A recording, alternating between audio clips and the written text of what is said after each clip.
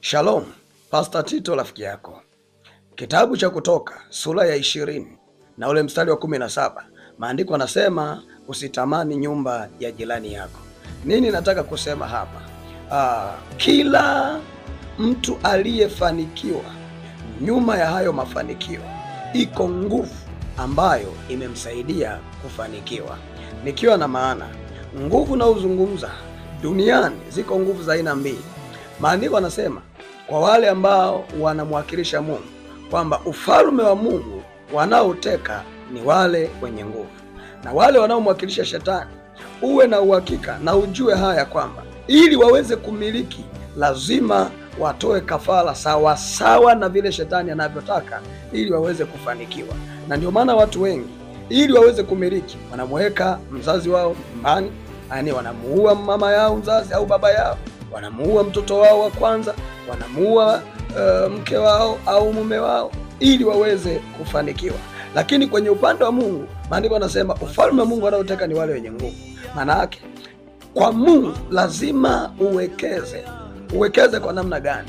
Yako mambo kadhaa yanayotakiwa mbele za Mungu. Jambo la kwanza ni moyo wa ibada. Huu moyo wa ibada maana yake ni kusema umemweka Mungu awe namba moja juu ya kila unachokifanya kwenye maisha yako. Jambo la pili, lazima uwekeze kwenye kufunga.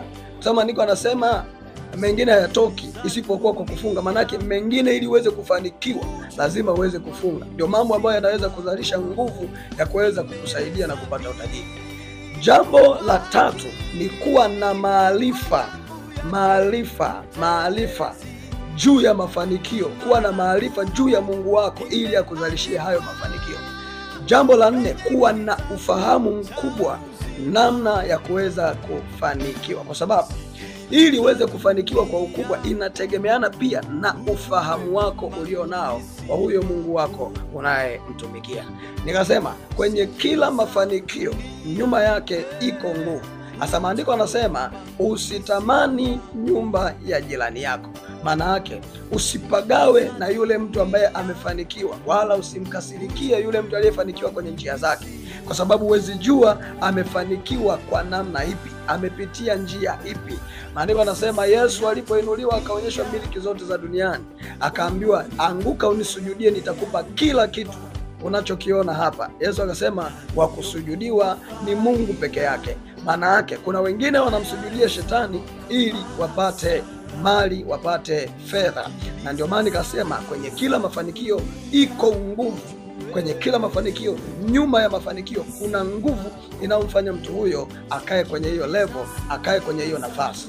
Mungu wa mbinguni akubariki. Ukiyajua haya, hauwezi kupagawa na wale ambao wamefanikiwa kwa haraka sana, bali utaendelea kuchuchumilia neema ya Kristo, na Mungu wa neema atakuinua, kama maandiko yanavyosema kwenye kitabu cha Petro ya kwamba nyenyekeeni chini ya mkono wa Mungu ulio hodari ili awakweze kwa wakati wake. Rafiki yako Pastor Tito, nakupenda sana, lakini nipende kukukaribisha sana. Mwezi wa 11 tunaanza maombi mazito ya mwezi mzima kwa ajili ya kuinua malengo yetu mbele za Mungu ya mwaka 2026. God bless you wherever you are. Goodbye.